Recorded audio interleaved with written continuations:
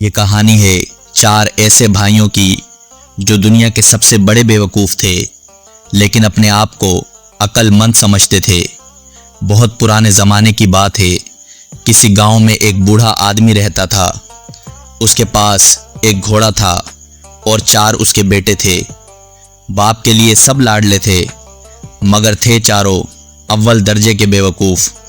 جب وہ بوڑھا دنیا سے چل بسا تو چاروں بھائیوں نے آپس میں مشورہ کیا، بھائی اب اس گھوڑے کو کون پالے؟ چلو اسے کاٹ کر آپس میں تقسیم کر لیتے ہیں، ہر بھائی کو ایک ٹانگ ملے گی۔ بس مسئلہ یہ تھا کہ گھوڑے کا باقی جسم کیسے بانٹا جائے، اور اسی پریشانی میں وہ کھڑے سوچ رہے تھے کہ ایک راہگیر وہاں سے گزرا۔ اس نے پوچھا، بھائیو کیا بات ہے، کسی مسئلے میں ہو؟ ایک بھائی نے سارا قصہ سنایا۔ راہگیر نے مسکرا کر کہا، یہ تو بہت آسان ہے، گھوڑے کو بیچ دو اور رقم آپس میں بانٹ لو۔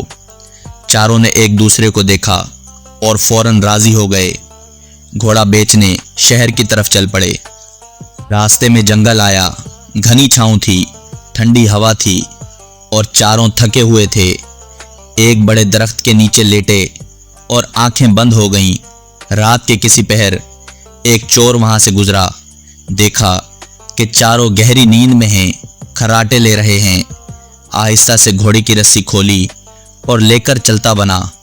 تھوڑی دیر بعد ایک بھائی کی آنکھ کھلی، گھوڑا غائب۔ اس نے باقیوں کو جگایا۔ ایک بھائی نے انگڑائی لیتے ہوئے کہا، ارے سو جاؤ، رمضان خان لے گیا ہوگا، صبح دیکھ لیں گے۔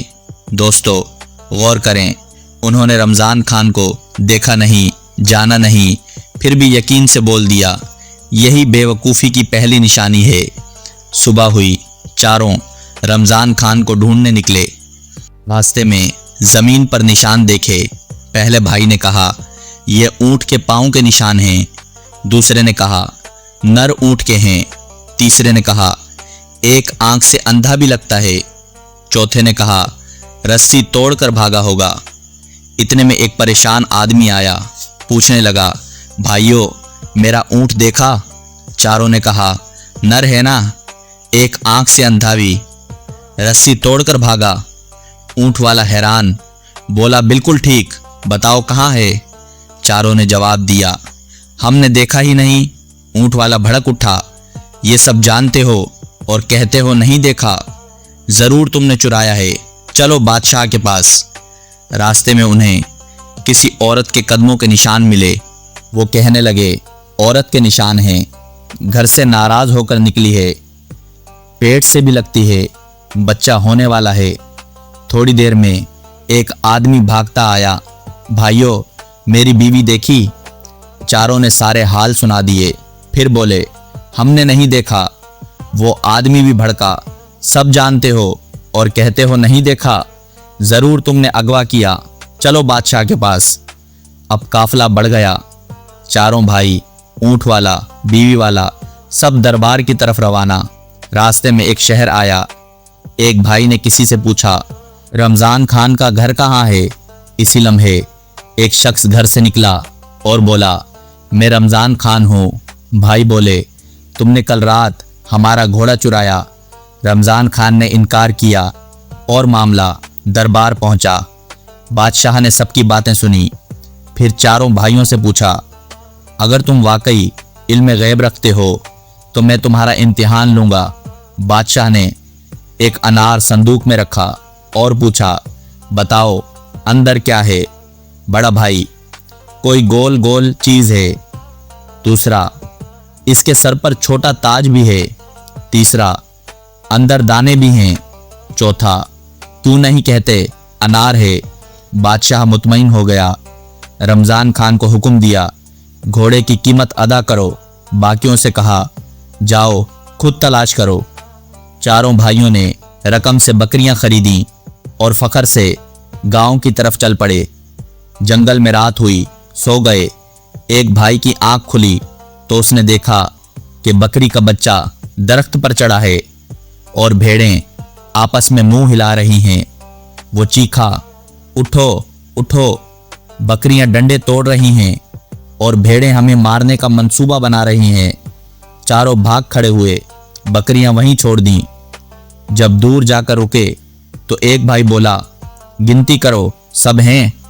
एक ने गिनना शुरू किया, 1 2 3, अरे चौथा कहाँ गया? हर बार वो खुद को भूल जाते और समझते कि एक भाई गुम हो गया। इतने में एक घुड़सवार आया, बोला, अगर मैं गिनती मुकम्मल कर दूं तो तुम मुझे क्या दोगे?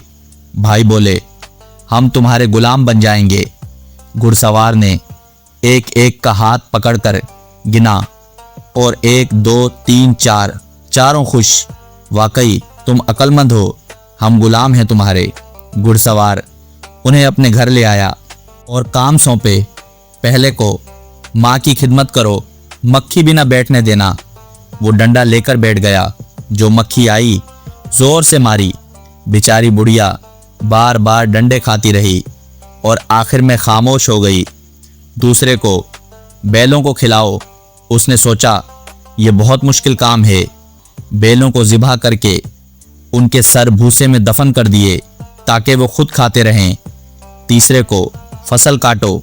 उसने जल्दी काम निपटाने के लिए फसल को आग लगा दी ताकि गंदुम पहले से भुनी हुई हो। चौथे को भेड़ बकरियां संभालो। कुत्ते आए और भेड़ें खाने लगे। वो बोला, खैर है, अल्लाह की रज़ा, और बैठा देखता रहा। जब घुड़सवार वापस आया तो माँ मर चुकी थी, बैल खत्म, फसल जली, बकरियां गायब।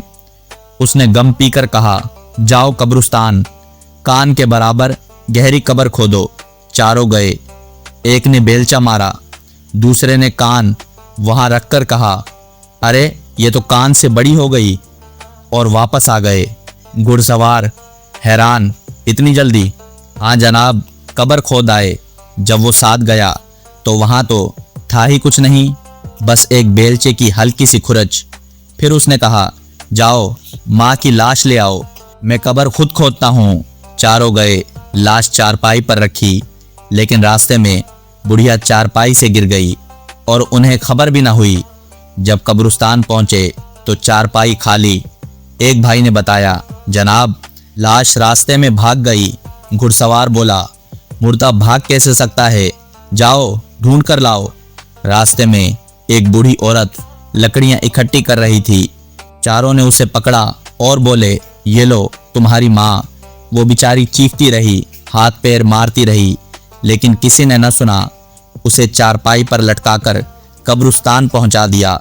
घुड़सवार ने देखा तो माथा पकड़ लिया।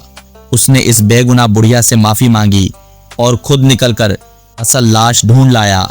अम्मा को इज्जत से दफन किया और घुड़सवार ने चारों भाइयों को धक्के देकर घर से निकाल दिया। और यूं खत्म हुआ 4 बेवकूफ़ भाइयों का किस्सा। दोस्तों, ये महज एक मज़ाहिया कहानी नहीं, इसमें बहुत गहरा सबक है। अव्वल, अधूरी मालूमात खतरनाक होती है। चारों भाइयों को निशानों से कुछ अंदाज़ा हुआ, मगर पूरी बात ना जानने की वजह से वो मुसीबत में पड़े। दोम, बगैर सोचे कदम उठाना तबाही लाता है।